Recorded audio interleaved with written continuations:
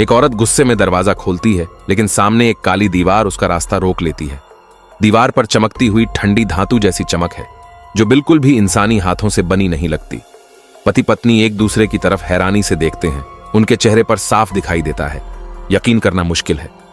मर्द तेजी से दरवाजे के पास लगे मॉनिटर की ओर बढ़ता है, लेकिन स्क्रीन पर सिर्फ बर्फ जैसी रुक रुक कर झिलमिलाती छवि दिखती है। उसी वक्त पीछे से पत्नी की घबराई हुई आवाज आती है, जिम। जिम पीछे मुड़कर चला जाता है, लेकिन उसे यह नहीं दिखता कि उस काली दीवार पर एक नीली रोशनी की चमक हल्के से गुजरती है। एल्ली की आंखों में डर झलकता है, क्योंकि अब खिड़कियां भी काले ईंटों से पूरी तरह बंद हो चुकी थीं। वो गुस्से में दीवार पर लात मारती है, लेकिन दीवार टस से मस नहीं होती। और भी ज्यादा डरावनी बात, मोबाइल में अब कोई सिग्नल नहीं आता। जिम मोबाइल को लेकर कमरे में इधर उधर चलता है, तभी उसे एहसास होता है कि दीवार के पास मोबाइल में इलेक्ट्रोमैग्नेटिक रुकावटें आने लगती हैं। एल्ली टूल बॉक्स से एक ड्रिल निकालती है। उसका धारदार सिर दीवार पर घूमता है, लेकिन उसमें एक भी खरोंच नहीं आती। दोनों मिलकर दीवार में छेद करने की कोशिश करते हैं, लेकिन ड्रिल का सिर इतना गर्म हो जाता है कि वो लाल हो उठता है। फिर भी वो रहस्यमयी काली दीवार पूरी तरह सलामत रहती है। जिम और एल्ली हार नहीं मानते और अब वो सामान्य दीवार पर ड्रिल करने की कोशिश करते हैं, लेकिन उन्हें जल्द ही समझ आ जाता है दीवार के दूसरी तरफ भी वही काली दीवार है, मानो पूरा अपार्टमेंट किसी ने बाहर से बंद कर दिया हो। जैसे ही दोनों चौंकते हैं, तभी पास की दीवार के दूसरी तरफ से तेज बहस की आवाजें आने लगती हैं। दोनों तुरंत ड्रिल चालू करते हैं और इस बार उन्हें कोई रुकावट नहीं मिलती। दीवार में बहुत जल्दी एक बड़ा छेद बन जाता है। उधर एक और नवविवाहित जोड़ा रहता है और मर्द जोर जोर से चिल्ला रहा है कि वो मकान मालिक से रूम कैंसिल कराना चाहता है। स्पष्ट है, उन्हें भी एहसास हो गया है कि वो फंस गए हैं। एल्ली गहरी सांस लेती है। लगता है पूरे अपार्टमेंट की बाहरी दीवारें काली ईंटों से बंद हैं। इस बीच जिम नोटिस करता है कि हर जगह के नलों में अब पानी भी नहीं आ रहा। फिर भी वो हार नहीं मानता, बल्कि एक सुझाव देता है कि इसको एक पजल गेम की तरह सुलझाते हैं। लेकिन जिम की यही बात एल्ली की मानसिक स्थिति को तोड़ देती है। एल्ली टूट जाती है और अपने पति पर गुस्से में चिल्लाती है, आखिर तुम काम के पीछे कब तक पागल रहोगे? कल एल्ली ने घूमने जाने का प्लान बनाया था, लेकिन जिम ने कह दिया कि उसे कंपनी के लिए गेम डेवलप करना है, इसलिए मना कर दिया। और अब अगली सुबह उठते ही दोनों इस अपार्टमेंट में फंसे हुए थे। जैसे ही माहौल पूरी तरह ठंडा पड़ गया, जिम की नजर अचानक उस काली दीवार पर पड़ी, जहां एक मेटल ब्लॉक चिपका हुआ था। वो धीरे से दीवार के पास गया और महसूस किया, वहां एक जबरदस्त चुंबकीय शक्ति है। दोनों ने मिलकर कमरे में जितने भी धातु के सामान थे, उन्हें इकट्ठा किया। कई बार के प्रयोग के बाद उन्हें यह समझ आया कि दीवार के 4 खास हिस्सों में चुंबकीय शक्ति सबसे ज्यादा है। एल्ली ने सोचा कि शायद इससे और कुछ नए पैटर्न मिलेंगे, लेकिन तभी वो देखती है कि सारे मेटल ऑब्जेक्ट्स जोर से कांपने लगते हैं। जिम को तुरंत शक होता है कि कुछ गड़बड़ है। वो झपटकर एल्ली को जमीन पर गिरा देता है। इस डरावने पल के बाद जिम और एल्ली पूरी तरह डर जाते हैं और अब उनका दीवार को लेकर कोई भी खोज करने का मन नहीं बचा। अब उन्हें बस इतनी उम्मीद थी कि शायद कल ये दीवार अपने आप हट जाए। अचानक दीवार की दूसरी तरफ फिर से जोरदार लड़ाई की आवाजें आती हैं और फिर वहां से एक महिला की दर्दनाक चीख गूंजती है। जिम और एल्ली को लगता है कि पड़ोसियों के साथ कुछ बुरा हो गया है। वो तुरंत ड्रिल से दीवार में और बड़ा छेद करते हैं और झटपट दूसरे अपार्टमेंट में घुस जाते हैं। जैसे ही अंदर जाते हैं, उन्हें जमीन पर खून के निशान मिलते हैं। वे उस निशान को फॉलो करते हुए बेडरूम की ओर बढ़ते हैं, जहां महिला पड़ोसी जमीन पर गिरी हुई मिलती है।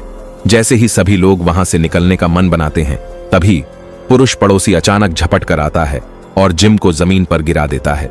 लेकिन संकट की इस घड़ी में एल्ली पेपर स्प्रे निकालती है और जिम को मौका मिल जाता है खड़ा होने का। जैसे ही वो बेसबॉल बैट से हमला करने ही वाला था, तभी महिला पड़ोसी अचानक अपने प्रेमी के सामने आ जाती है। जिम और एल्ली दोनों चौंक जाते हैं और थोड़ी देर तक कुछ समझ ही नहीं आता कि हुआ क्या। फिर उन्हें धीरे धीरे पता चलता है कि ये दोनों पड़ोसी असल में अकेले रहने वाले हैं और शायद उन्होंने अभी अभी कुछ नशे की गोलियां ली थीं, जिसके कारण उनका मानसिक संतुलन बिगड़ गया था और तभी ये सब गड़बड़ हुई। जिम कुछ परेशान होकर स्टोर रूम की ओर जाता है, उम्मीद करता है कि वहां से कोई काम का टूल मिल जाए। जैसे ही वो पावर स्विच के पास जाता है, दीवार के पीछे एक अजीब सी तरंगें चमकने लगती हैं। वहीं जिम को एक जंग लगी छोटी सी फायर एक्स मिलती है। वो पूरी ताकत से उस काली दीवार पर वार करता है, लेकिन फिर भी उस पर एक खरोंच तक नहीं आती। तभी एल्ली के दिमाग में एक आइडिया आता है, जब दीवार तोड़ना नामुमकिन है तो क्यों ना नीचे की ओर रास्ता बनाया जाए। जब वो इस अपार्टमेंट में शिफ्ट हो रही थी, तब उसने रिसर्च की थी कि इस पुरानी इमारत के नीचे एक वर्ल्ड वॉर 2 के जमाने का बंकर है और ऐसे बंकर अक्सर मेट्रो स्टेशन से जुड़े होते हैं। यही शायद उनका अकेला रास्ता हो सकता है बाहर निकलने का। एल्ली की सलाह मानकर जिम फायर एक्स से जमीन तोड़ने की कोशिश करता है। महिला पड़ोसी को यह सब किसी डरावने एस्केप रूम जैसा लग रहा था, जबकि पुरुष पड़ोसी को लगता है कि यह सब मकान मालिक की कोई साजिश है, क्योंकि पूरी बिल्डिंग उसी की प्राइवेट प्रॉपर्टी है। जिम की लगातार मेहनत के बाद आखिरकार जमीन में एक गड्ढा बन जाता है, लेकिन नीचे अंधेरा ही अंधेरा था और आवाज लगाने के बाद भी कोई जवाब नहीं आया। जिम ने बेडशीट को रस्सी की तरह मोड़ा और खुद नीचे उतरने का फैसला किया। जैसे ही वह नीचे जमीन पर उतरा, एक बूढ़ा आदमी अचानक वहां आ जाता है, जिसके हाथ में एक हथियार होता है। वो तुरंत जिम को वहां से दफा होने को कहता है। सब लोग मिलकर उसे समझाते हैं कि वे बस बेसमेंट तक जाना चाहते हैं, लेकिन वो बूढ़ा जरा भी नहीं पिघलता। तभी उस घर से एक युवा लड़की बाहर निकलती है। वो अपने नाना से कहती है कि वो इतने कठोर मत बनो। बूढ़ा आदमी थोड़ी देर सोचता है और फिर ये मानता है कि अपनी पोती को अपने साथ मरने नहीं देना चाहिए। आखिरकार वो एल्ली के भागने की योजना में शामिल होने के लिए राजी हो जाता है। लेकिन तभी जिम की नजर ऊपर छत से गिरे हुए एक स्मोक डिटेक्टर पर जाती है। जब वो उसका टूटा हिस्सा उठाता है तो अंदर उसे एक वी शेप कैमरा छुपा हुआ मिलता है। वो तुरंत बूढ़े आदमी से पूछता है, क्या तुम इस बारे में जानते थे? बूढ़ा हैरान होता है और कहता है कि ये सभी अलार्म तो मकान मालिक ने ही लगवाए थे। अब इस बात से जिम को शक होने लगता है। वो रसोई में भागता है, छत से दूसरा स्मोक अलार्म तोड़ता है और वहां भी एक कैमरा छुपा होता है। सब लोग अचानक चौंक जाते हैं। जरूर मकान मालिक किसी पागल रियलिटी शो की नकल कर रहा है। एल्ली को अचानक याद आता है, मकान मालिक तो बगल वाले फ्लैट में ही रहता है, क्यों ना सीधे उसी से जाकर सामना किया जाए। सभी मिलकर दीवार तोड़ते हैं और मकान मालिक के घर में दाखिल होते हैं, लेकिन अंदर चारों तरफ सन्नाटा पसरा होता है। काफी खोजबीन के बाद आखिरकार एक कोने में उन्हें मकान मालिक की लाश मिलती है और हैरानी की बात यह कि उसकी दोनों बाहें गायब होती हैं। जिम उसका मोबाइल उठाता है तो उसमें सिर्फ कुछ ब्लैक वॉल की तस्वीरें ही मिलती हैं।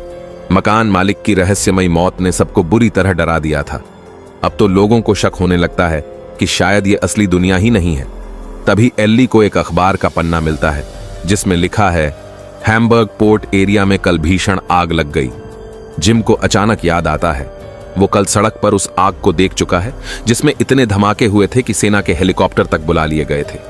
सब लोग अभी आपस में बहस ही कर रहे होते हैं कि अचानक जमीन धसक जाती है। चारों लोग नीचे के फ्लैट में गिर जाते हैं। धूल मिट्टी छंटती है तो एक आदमी धीरे धीरे उनके सामने आता है जो खुद को यूरी बताता है। वो कहता है कि वो यहां रहने नहीं आया बल्कि अपने दोस्त जेसन को देखने आया था। जब उसे पता चलता है कि बाकी लोग बंकर के रास्ते भागना चाहते हैं तो यूरी गंभीर होकर एक बिल्कुल अलग नजरिया रखता है। हो सकता है बाहर किसी बायोलॉजिकल डिजास्टर ने हमला कर दिया हो और ये काली दीवार हमें उससे बचाने के लिए हो।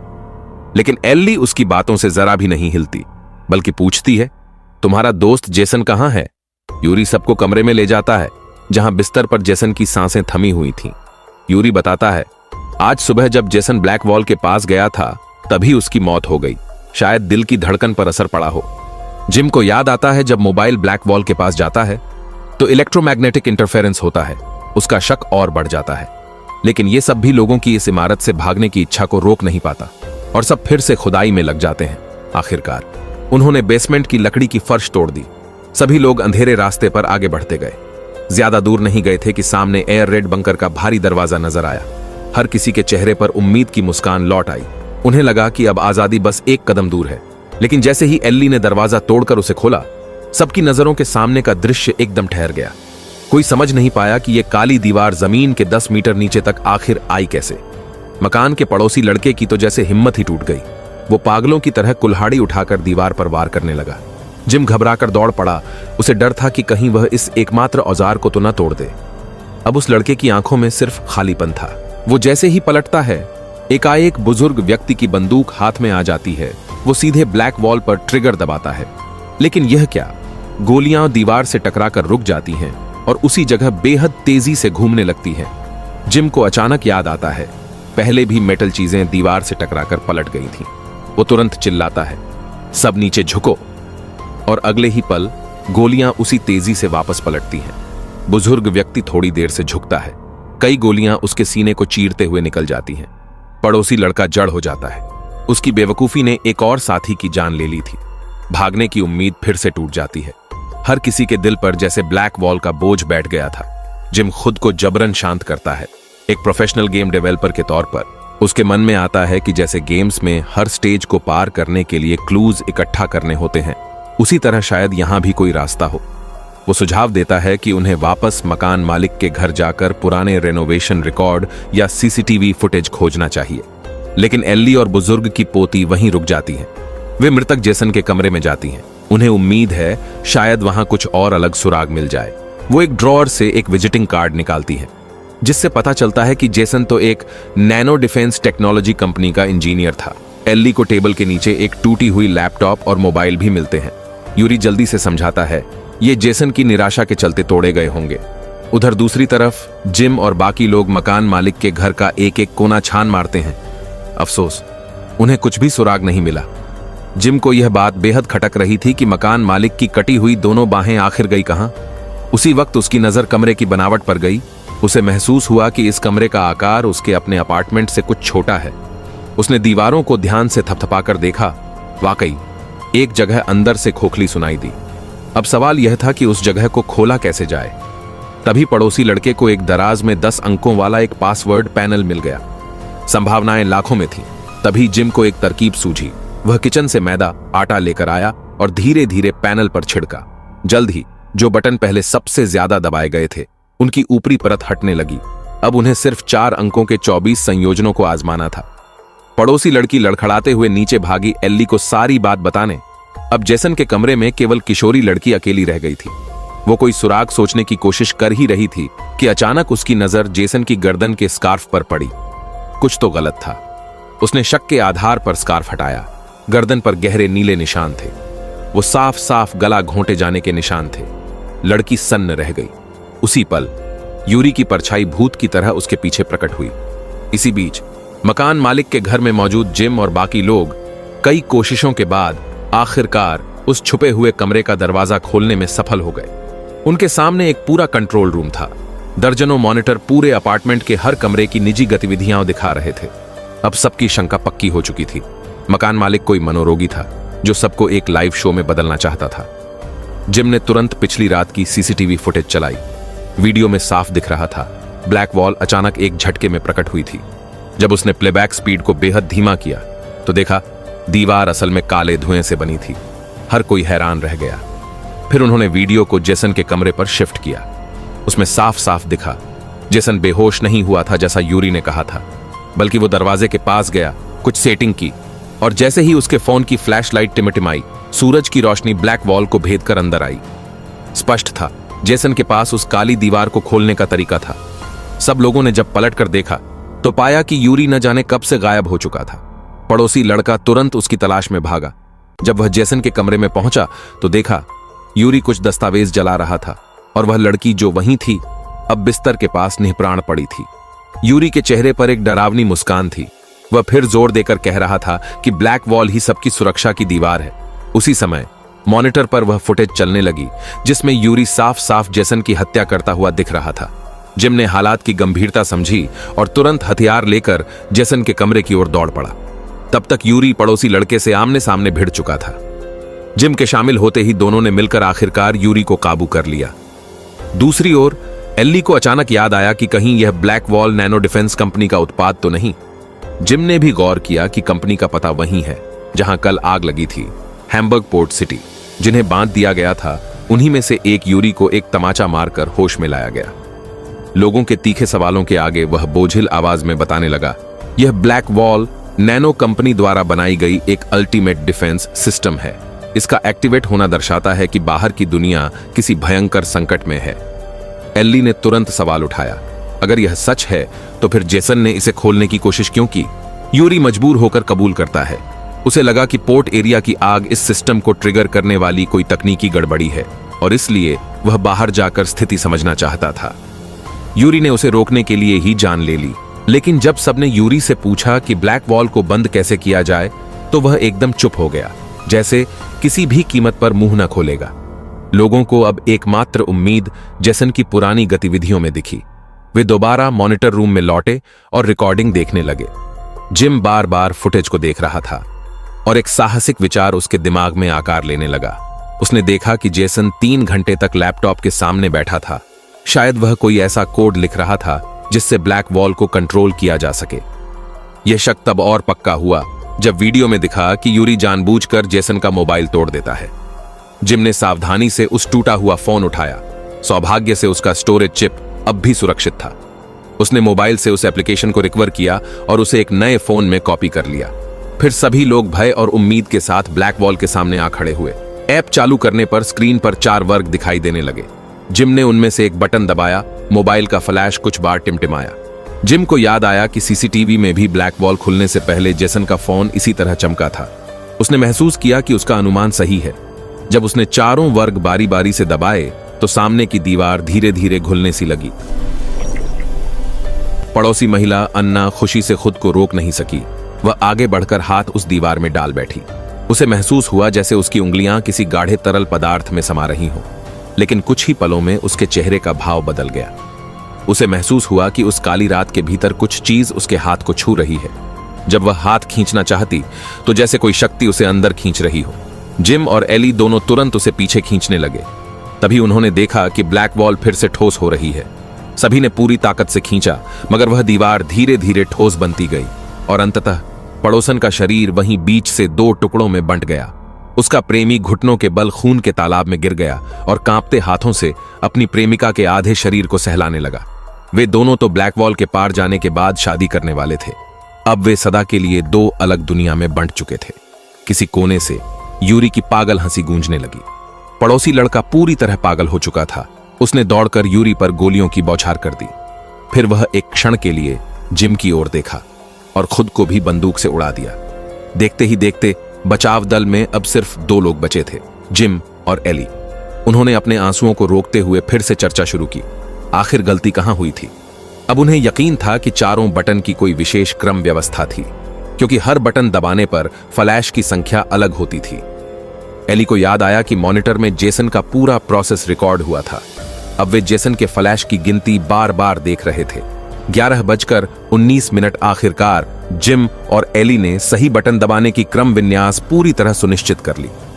जब वे आखिरी कोशिश करने ही वाले थे तो वह यूरी, जो मर चुका होना चाहिए था, अचानक हिलने लगा। वह बिना किसी चेतावनी के उठ खड़ा हुआ और पागलों की तरह जिम पर टूट पड़ा। दोनों को जान बचाने के लिए भागना पड़ा। वे नीचे बंकर तक पहुंच गए। जिम ने शरीर से दरवाजा रोके रखा ताकि यूरी अंदर न घुस सके। एली मोबाइल स्क्रीन पर तेजी से टच करने लगी। चारों वर्गों को ठीक क्रम में दबाते ही ब्लैक वॉल में तेज कंपन होने लगी। काली धुएं जैसी चीजें चारों ओर फैलने लगीं। उनकी तरकीब सफल हो चुकी थी, मगर जिम के चेहरे पर जरा भी खुशी नहीं थी, क्योंकि यूरी दरवाजा तोड़कर अंदर घुस आया था। वह अब जिम पर पूरी तरह हावी होने वाला था कि तभी बिना किसी चेतावनी के वह जमीन पर गिर पड़ा। असल में एली समय रहते वापस आ चुकी थी और उसने यूरी पर वार कर दिया था। इस वक्त तक ब्लैक वॉल पूरी तरह गायब हो चुकी थी। जिम और एली एक दूसरे को सहारा देकर धीरे धीरे बंकर से बाहर निकले। सामने तेज उजाला दिखा तो वे आंखें मिचमिचाते हुए आगे बढ़े, लेकिन सामने का दृश्य उन्हें जड़ बना गया। केवल उनका अपार्टमेंट ही नहीं, पूरी की पूरी शहर की हर इमारत ऐसी ही ब्लैक वॉल से घिरी हुई थी। 12:11 वे एक कार में सवार होकर तेजी से बंदरगाह की ओर बढ़े। रेडियो से एक घोषणा सुनाई दी। नैनो डिफेंस कंपनी की एक भीषण आग से सिस्टम में गड़बड़ी हो गई, जिससे यह गोपनीय सुरक्षा प्रणाली अपने आप सक्रिय हो गई। यह फिल्म कुल मिलाकर काफी रचनात्मक लगी। एक अलग तरह की रूम एस्केप कहानी थी। खासकर मुख्य किरदार द्वारा क्लूज सुलझाने और कोड तोड़ने की प्रक्रिया बहुत दिलचस्प रही। अगर आपको पसंद आए तो जरूर मूल फिल्म देखिए। आज के लिए बस इतना ही। अगली बार फिर मिलेंगे।